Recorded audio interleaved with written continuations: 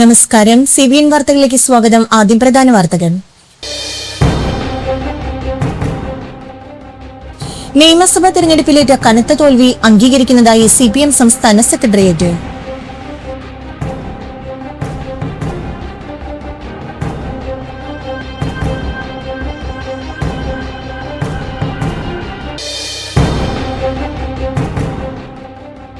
Chalakudy government TTIയിൽ സാമൂഹ്യ സമ്പർക്ക സഹവാസ camp ആരംഭിച്ചു.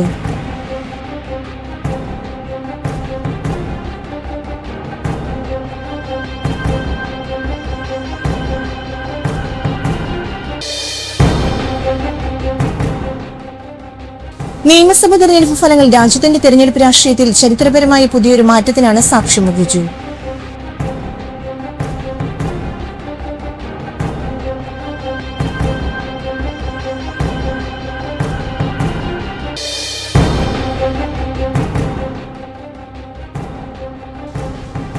കമ്മ്യൂണിസ്റ്റുകാർ പാർലമെന്ററി വ്യവസ്ഥയിൽ ഏർപ്പെടുമ്പോൾ കടന്നുവരുന്ന ജീർണതകൾ ചർച്ച ചെയ്ത് തിരുത്താതിരുന്നാൽ ജനങ്ങൾക്കിടയിൽ പാർട്ടിയെക്കുറിച്ചുള്ള വിശ്വസ്തതയ്ക്ക് മങ്ങലേൽക്കുമെന്ന് CPM നേതാവ് P. ജയരാജൻ.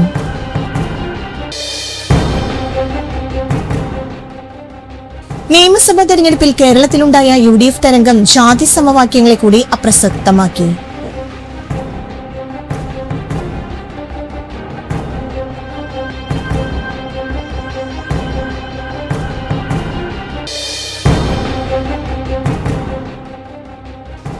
സംസ്ഥാനത്ത് സ്വർണ്ണവില കുറഞ്ഞു. പവന് 320 രൂപയാണ് കുറഞ്ഞത്.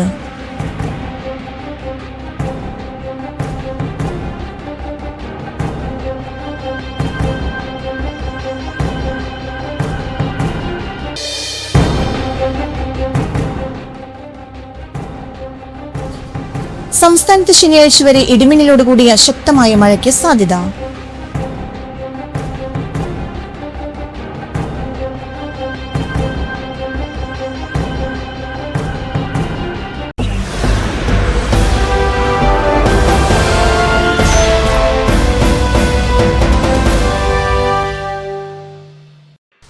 വാർത്തകൾ വിശദമായി. നിയമസഭാ തെരഞ്ഞെടുപ്പിലേറ്റ കനത്ത തോൽവി അംഗീകരിക്കുന്നതായി CPM സംസ്ഥാന സെക്രട്ടേറിയറ്റ്. LDFന്റെ പരാജയം അപ്രതീക്ഷിതമാണ്. പോരായ്മകൾ പരിഹരിക്കാൻ ആവശ്യമായ നടപടികൾ സ്വീകരിക്കുമെന്ന് സെക്രട്ടേറിയറ്റ് പ്രതികരിച്ചു. കേരള നിയമസഭയിൽ BJPക്ക് 3 സീറ്റ് നേടാനായി എന്നത് ഗൗരവമുള്ള കാര്യമാണ്. ഈ 3 നിയമസഭാ മണ്ഡലങ്ങളിലും BJPക്കെതിരെ പൊരുതി നാമമാത്രമായി വോട്ടുകൾക്ക് പരാജയപ്പെട്ടത് LDF ആണ്. ഈ മണ്ഡലങ്ങളിലെല്ലാം UDF 3ാം സ്ഥാനത്തായിരുന്നു എന്ന് ഓർക്കണം. മതസൗഹാർദ്ദത്തിന് പേരുകേട്ട കേരളത്തിന്റെ മണ്ണിൽ വർഗീയ രാഷ്ട്രീയത്തിനെതിരെ കൂടുതൽ ശക്തമായി മുന്നോട്ടു പോകേണ്ടതിന്റെ പ്രാധാന്യമാണ് BJPയുടെ കടന്നുവരവ് ഓർമ്മിപ്പിക്കുന്നതെന്നും CPM വ്യക്തമാക്കി. ആഗോളവൽക്കരണ നയങ്ങൾ അതേപടി നടപ്പാക്കി തകർന്ന കേരളത്തെ അതിദാരിദ്ര്യം പരിഹരിച്ചുകൊണ്ട് മുന്നോട്ടു പോകുന്ന സംസ്ഥാനമാക്കി മാറ്റാൻ LDF സർക്കാരിന് കഴിഞ്ഞു. വികസനം ലക്ഷ്യമാക്കി തയ്യാറാക്കിയ പ്രകടന പത്രികയിൽ പറഞ്ഞ വാഗ്ദാനങ്ങളെല്ലാം നടപ്പിലാക്കാനും സർക്കാരിന് സാധിച്ചു. സമസ്ത മേഖലകളിലും പുരോഗതി ആർജിക്കാനായി. കാർഷിക വ്യാവസായിക മേഖലകൾ ശക്തിപ്പെട്ടു. ക്ഷേമ പദ്ധതികളുടെ കാര്യത്തിൽ രാജ്യത്തിന് തന്നെ മാതൃകയായി. ആരോഗ്യം, വിദ്യാഭ്യാസം, പാർപ്പിടം, ശുചിത്വം തുടങ്ങിയ മേഖലകളിൽ സർക്കാർ നടത്തിയ പ്രവർത്തനങ്ങളും രാജ്യത്തിനാകെ മാതൃകയായി. രാജ്യത്തെ ന്യൂനപക്ഷങ്ങളും ജനാധിപത്യവാദികളും ആക്രമിക്കപ്പെട്ടപ്പോൾ അതിൽ നിന്ന് വ്യത്യസ്തമായി മതസൗഹാർദ്ദത്തിന്റെ നാടാക്കി കേരളത്തെ മാറ്റാൻ LDF സർക്കാരിന് കഴിഞ്ഞു. നീതി ആയോഗിന്റെ കണക്കിൽ ഇന്ത്യയിലെ ഏറ്റവും മികച്ച സംസ്ഥാനം എന്ന നിലയിൽ കേരളം വളർന്നു. മതരാഷ്ട്ര രൂപീകരണം ലക്ഷ്യമിട്ടുള്ള കേന്ദ്ര സർക്കാരിന്റെ നടപടികൾക്കെതിരായുള്ള പോരാട്ടത്തിലും ഫെഡറലിസം സംരക്ഷിക്കാനുള്ള സമരത്തിലും ശക്തമായ നിലപാടുകൾ സ്വീകരിച്ചു. ജനകീയ പോരാട്ടത്തിനൊപ്പം കോടതികളിലും അത്തരം സമരങ്ങൾ തുടരുന്നു. ഇത് രാജ്യത്താകമാനമുള്ള ജനകീയ രാഷ്ട്രീയത്തിന് കരുത്തു പകർന്നതായും CPM സംസ്ഥാന സെക്രട്ടേറിയറ്റ് വിലയിരുത്തി. ചാലക്കുടി ഗവൺമെന്റ് TTIയിൽ സാമൂഹ്യ സമ്പർക്ക സഹവാസ ക്യാമ്പ് ആരംഭിച്ചു. നഗരസഭ ചെയർപേഴ്സൺ ആലി ഷിബു ഉദ്ഘാടനം ചെയ്തു. PT president P. ചാത്തുകുട്ടി അധ്യക്ഷനായി. വാർഡ് കൌൺസിലർ BJ ജോജി മുഖ്യ അതിഥിയായി. Father Wilson Tharayil, camp coordinator NG Santhosh, Aju P. Antony, Sabu Jacob, CS Ansalam, Lovely Chandran, PN Fayiza എന്നിവർ സംസാരിച്ചു. ക്യാമ്പ് 15-ന് സമാപിക്കും. എന്തായാലും നിങ്ങൾ എല്ലാവരും ഒരു ജോലി ആഗ്രഹിച്ച് ഒരു അധ്യാപകരാകാൻ ആഗ്രഹിച്ചിട്ടാണ് നിങ്ങളിവിടെ ഫസ്റ്റ് ഇയർ കുട്ടികളെ എത്തിയിട്ടുള്ളത്. ഈ കാലഘട്ടത്തിലെ പുതിയ തലമുറയുടെ വിശേഷതകൾ സന്തോഷ് മാഷിലൂടെ പറഞ്ഞു. ഞാനടക്കമുള്ള രക്ഷിതാക്കള് നല്ല വിദ്യാഭ്യാസം കിട്ടുന്ന സ്ഥലങ്ങളിലേക്ക് ഓടി ഓടി പോകുന്ന ഒരു കാലഘട്ടത്തിലൂടെയാണ് നമ്മൾ കടന്നു പോകുന്നത്. അതുകൊണ്ട് തന്നെ വിദ്യാഭ്യാസം താരതമ്യം ചെയ്യുന്ന ഒരു കാലഘട്ടമാണ്. എങ്ങനെയൊക്കെയാണ് കുട്ടികൾക്ക് നല്ല വിദ്യാഭ്യാസം കൊടുക്കുക, അതിലേക്കുള്ള ഒരു 15 ദിവസം നീണ്ടു നിൽക്കുന്ന ഒരു ക്യാമ്പയിൻ പ്രോഗ്രാമാണ് നിങ്ങളിവിടെ 2 ആഴ്ച കാലം നടന്ന് പോകുന്നത്. വിവിധ ഘട്ടങ്ങളിലൂടെ ആ ക്യാമ്പ് നിങ്ങൾക്ക് പോകാൻ സാധിക്കും. ഒരുപാട് കാര്യങ്ങൾ അതിലൂടെ പഠിക്കാൻ സാധിക്കും. കഴിഞ്ഞ വർഷത്തെക്കാൾ ഞാൻ 2-3 ബാച്ച് ഇങ്ങോട്ട് മറിച്ചു നോക്കിയപ്പോൾ ഈ പ്രാവശ്യം വളരെ ചെറുപ്പം കുട്ടികളാണ് വന്നിട്ടുള്ളത്. കഴിഞ്ഞ പ്രാവശ്യം ഇവിടെ കുറച്ചും കൂടി മാരീഡായ കുട്ടികളും കുറച്ചും കൂടി പ്രായത്തിലുള്ള കുട്ടികളൊക്കെ ഉണ്ടായിരുന്നു. കഴിഞ്ഞ 5 കൊല്ലം അന്ന് എനിക്ക് അവിടെ BEd കോളേജായിരുന്നു. BEd കോളേജിൽ നമ്മൾ ഇതുപോലെ തന്നെ കാണുന്നത് കുറച്ചുകൂടി മുതിർന്ന കുട്ടികളെ കണ്ടു. ഇവിടെ വന്നപ്പോഴേക്കും കുറെ കൂടി എനിക്ക് ആ വ്യത്യാസപ്പെടുന്ന മനസ്സിലായില്ലേ. അതിലും നല്ല അധ്യാപകരായിട്ട് മാറേണ്ട വിദ്യാർത്ഥികളാണ് എന്റെ മുന്നിലുള്ളത്. നേരത്തെ ആലീസിനെ സൂചിപ്പിച്ച നമ്മുടെ മാതാപിതാ ഗുരുദൈവം എന്നുള്ള രീതിയിലുള്ള ആപ്തവാക്യം നമ്മളെല്ലാവരും ഏറ്റെടുത്തുകൊണ്ട് മുന്നോട്ട് പോകുമ്പോൾ നിങ്ങൾ ഒത്തിരി കുട്ടികളുടെ ഗുരുക്കന്മാരായിട്ട് മാറുന്ന, അല്ലെങ്കിൽ അവരുടെ പിതാവിന് തുല്യമായിട്ട് മാറുന്നവരാണ് ഈ ഇരിക്കുന്നത് എല്ലാവരും. നമുക്കറിയാം, നമ്മുടെ ഈ ഇന്ന് സർക്കാർ വിദ്യാലയങ്ങളിലേക്ക് കഴിഞ്ഞ 5 വർഷത്തിനുള്ളിൽ 4 ലക്ഷം പേരാണ് പുതിയതായിട്ട് കടന്നു വന്നിട്ടുള്ളത്. 4 ലക്ഷം പേരാണ് കഴിഞ്ഞ 5 കൊല്ലത്തിനുള്ളിൽ നമ്മുടെ സർക്കാർ വിദ്യാലയങ്ങളിലേക്ക് കടന്നു വന്നിട്ടുള്ളത്. സർക്കാർ വിദ്യാലയങ്ങളെല്ലാം പൂട്ടിക്കൊണ്ടിരിക്കുകയായിരുന്നു. ഓരോ സ്ഥലത്തെയും സ്കൂളുകളെല്ലാം പൂട്ടിക്കൊണ്ടിരിക്കുന്ന സമയത്ത് ഇന്ന് നമ്മുടെ കേരളത്തിൽ പൊതുവിദ്യാലയങ്ങളിലേക്ക് കുട്ടികൾ ഒത്തിരി കടന്നു വരികയാണ്. അത് വെറുതെ ഒന്നല്ല.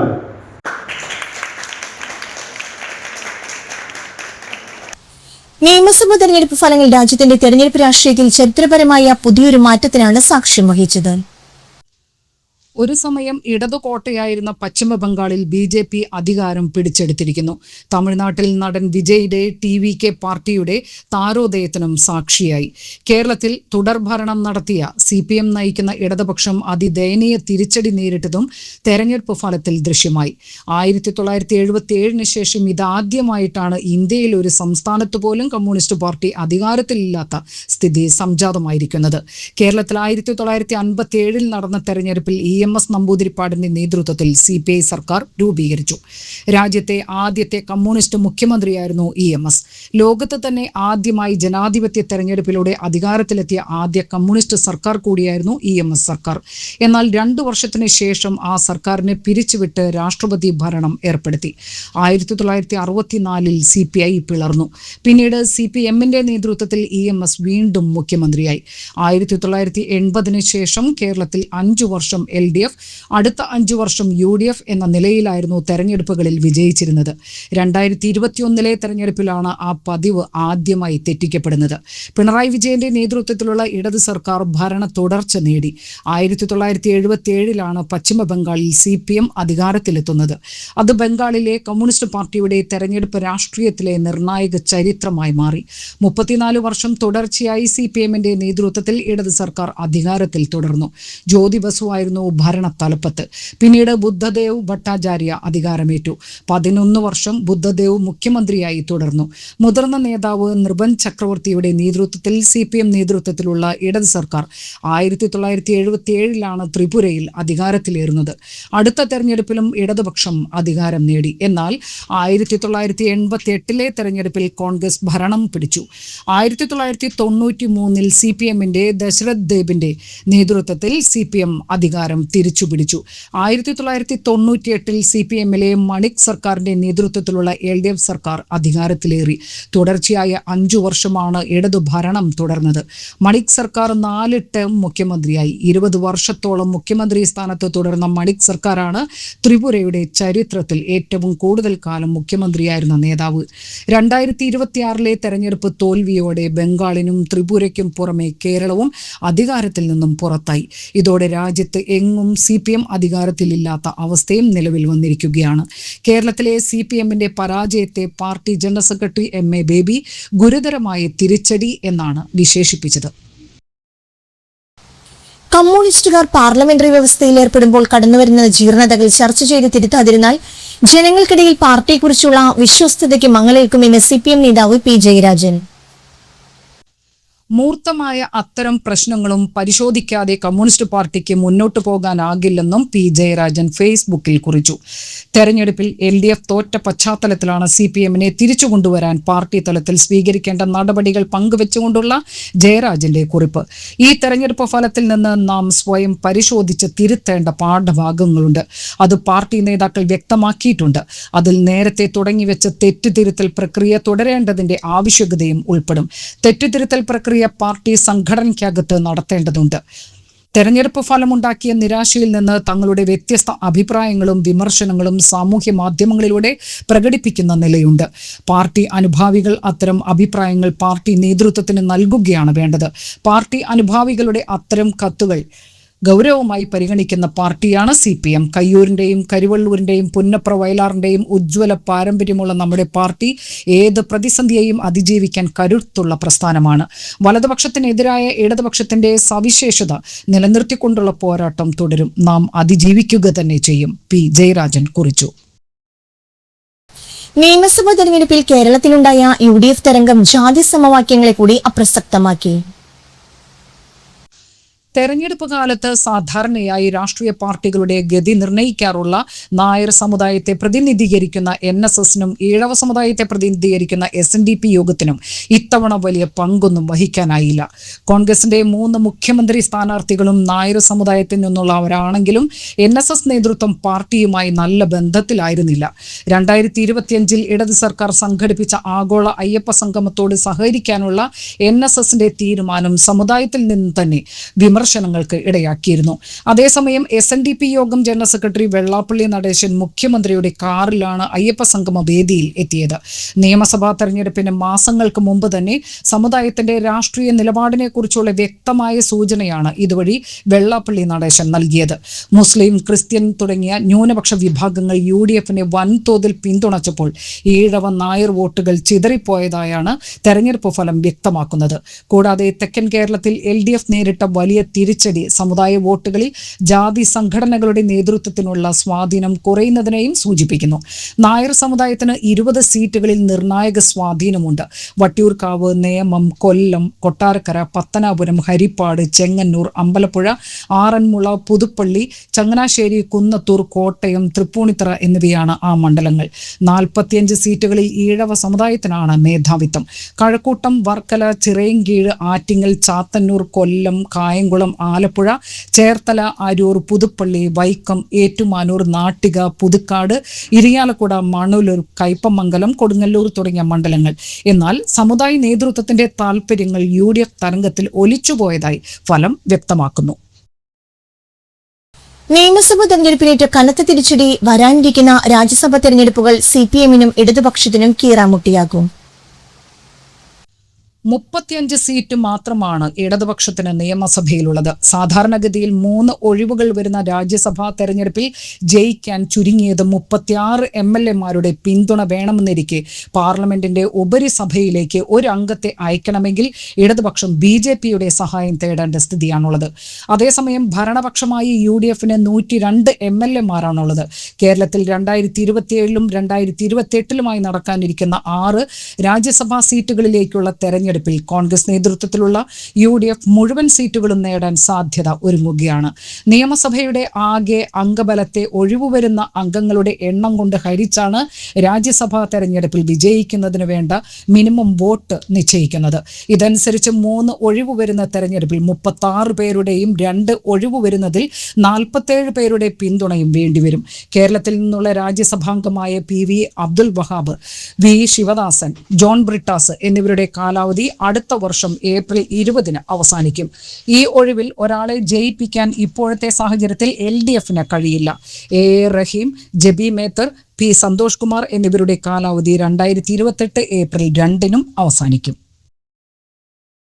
സംസ്ഥാനത്ത് സ്വർണ്ണവില കുറഞ്ഞു. പവന് 320 രൂപയാണ് കുറഞ്ഞത്. 1,09,400 രൂപയാണ് ഒരു പവൻ സ്വർണത്തിന്റെ വില. ഗ്രാമിന് ആനുപാതികമായി 40 രൂപയാണ് താഴ്ന്നത്. 13,675 രൂപയാണ് 1 ഗ്രാം സ്വർണത്തിന്റെ വില. പശ്ചിമേഷ്യയിൽ സംഘർഷം തുടരുന്നതടക്കമുള്ള വിഷയങ്ങളാണ് സ്വർണ്ണവിലയിൽ പ്രതിഫലിക്കുന്നത്. ഇറാനുമായുള്ള വെടിനിർത്തൽ അമേരിക്ക നീട്ടിയെങ്കിലും സമാധാന ചർച്ചകളിലെ അനിശ്ചിതത്വവും ഹോർമുസ് കടലിടുക്കിലെ തുടർച്ചയായ തടസ്സങ്ങളുമാണ് ആഗോള വിപണിയിൽ എണ്ണവില ഉയർന്നു നിൽക്കാൻ കാരണം. ഇന്ത്യ മുഖ്യമായി ആശ്രയിക്കുന്ന ബ്രെന്റ് ക്രൂഡിന്റെ വില ബാരലിന് $113 മുകളിലാണ്. ജനുവരി 29 രേഖപ്പെടുത്തിയ 1,31,160 രൂപയാണ് സ്വർണ്ണവിലയിലെ റെക്കോർഡ്. ഡിസംബർ 23 പവൻ വില ആദ്യമായി 1 ലക്ഷം കടന്നത്. സംസ്ഥാനത്ത് ശനിയാഴ്ച വരെ ഇടിമിന്നലോട് കൂടിയ ശക്തമായ മഴയ്ക്ക് സാധ്യത. വിവിധ ജില്ലകളിൽ ഒറ്റപ്പെട്ട ഇടങ്ങളിലാണ് ശക്തമായ മഴയ്ക്കുള്ള സാധ്യത നിലനിൽക്കുന്നത്. ജാഗ്രതയുടെ വിവിധ ജില്ലകളിൽ കേന്ദ്ര കാലാവസ്ഥാ വകുപ്പ് യെല്ലോ അലർട്ട് പ്രഖ്യാപിച്ചു. പത്തനംതിട്ട, കോട്ടയം, ഇടുക്കി ജില്ലകളിലാണ് ശക്തമായ മഴയ്ക്കുള്ള സാധ്യത. ജാഗ്രതയുടെ ഭാഗമായി ഈ ജില്ലകളിൽ യെല്ലോ അലർട്ട് പ്രഖ്യാപിച്ചിട്ടുണ്ട്. എല്ലാ ജില്ലകളിലും മഴയ്ക്ക് സാധ്യതയുണ്ടെന്നും കാലാവസ്ഥാ വകുപ്പിന്റെ പ്രവചനത്തിൽ പറയുന്നു. ബുധനാഴ്ച എറണാകുളം, തൃശൂർ ജില്ലകളിലും വ്യാഴാഴ്ച പത്തനംതിട്ട, കോട്ടയം, എറണാകുളം, ഇടുക്കി ജില്ലകളിലും വെള്ളിയാഴ്ച ആലപ്പുഴ, എറണാകുളം, തൃശൂർ, കോഴിക്കോട് ജില്ലകളിലും ശക്തമായ മഴയാണ് പ്രവചിക്കുന്നത്. ശനിയാഴ്ച തെക്കൻ കേരളത്തിൽ ഉടനീളം ശക്തമായ മഴയാണ് പ്രതീക്ഷിക്കുന്നത്. ജാഗ്രതയുടെ ഭാഗമായി തിരുവനന്തപുരം, കൊല്ലം, പത്തനംതിട്ട, ആലപ്പുഴ, കോട്ടയം ജില്ലകളിൽ യെല്ലോ അലർട്ട് പ്രഖ്യാപിച്ചു. ഇടിമിന്നലോട് കൂടിയ മഴയ്ക്കൊപ്പം മണിക്കൂറിൽ 40-50 കിലോമീറ്റർ വരെ വേഗത്തിൽ ശക്തമായ കാറ്റിനും സാധ്യതയുണ്ട്. ഇടിമിന്നൽ അപകടകരമായി ആയതിനാൽ ജാഗ്രത പാലിക്കണമെന്ന് മുന്നറിയിപ്പിൽ പറയുന്നു. 24 മണിക്കൂറിൽ 64.5 മില്ലിമീറ്റർ മുതൽ 115.5 മില്ലിമീറ്റർ വരെ മഴ ലഭിക്കുന്ന സാഹചര്യത്തെയാണ് ശക്തമായ മഴ എന്നതുകൊണ്ട് അർത്ഥമാക്കുന്നത്.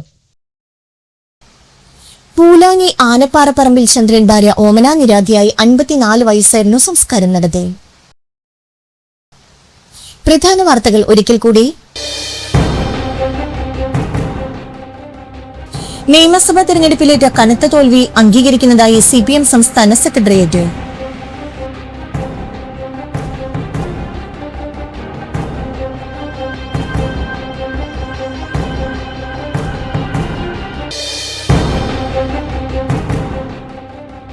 ചാലക്കുടി ഗവൺമെന്റ് TTIയിൽ സാമൂഹ്യ സമ്പർക്ക സഹവാസ ക്യാമ്പ് ആരംഭിച്ചു.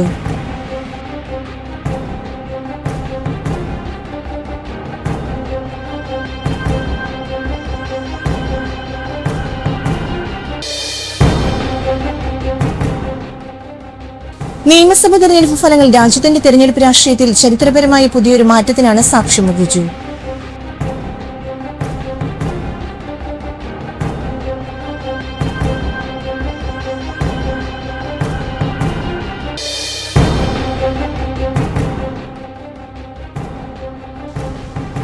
കമ്മ്യൂണിസ്റ്റുകാർ പാർലമെന്ററി വ്യവസ്ഥയിൽ ഏർപ്പെടുമ്പോൾ കടന്നുവരുന്ന ജീർണതകൾ ചർച്ച ചെയ്ത് തിരുത്താതിരുന്നാൽ ജനങ്ങൾക്കിടയിൽ പാർട്ടിയെക്കുറിച്ചുള്ള വിശ്വസ്തതയ്ക്ക് മങ്ങലേൽക്കുമെന്ന് CPM നേതാവ് P. ജയരാജൻ.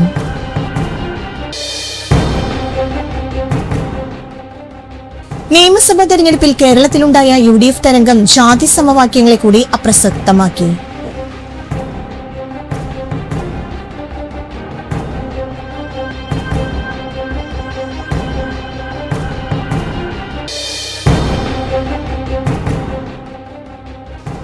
സംസ്ഥാനത്ത് സ്വർണ്ണവില കുറഞ്ഞു. പവന് 320 രൂപയാണ് കുറഞ്ഞത്.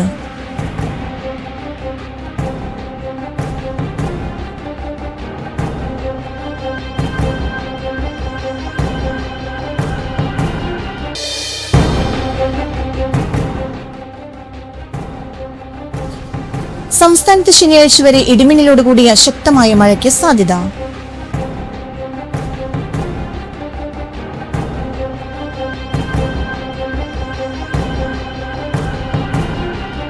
ഇതോടെ ഈ വാർത്താ ബുള്ളറ്റിൻ സമാപിച്ചു. നമസ്കാരം.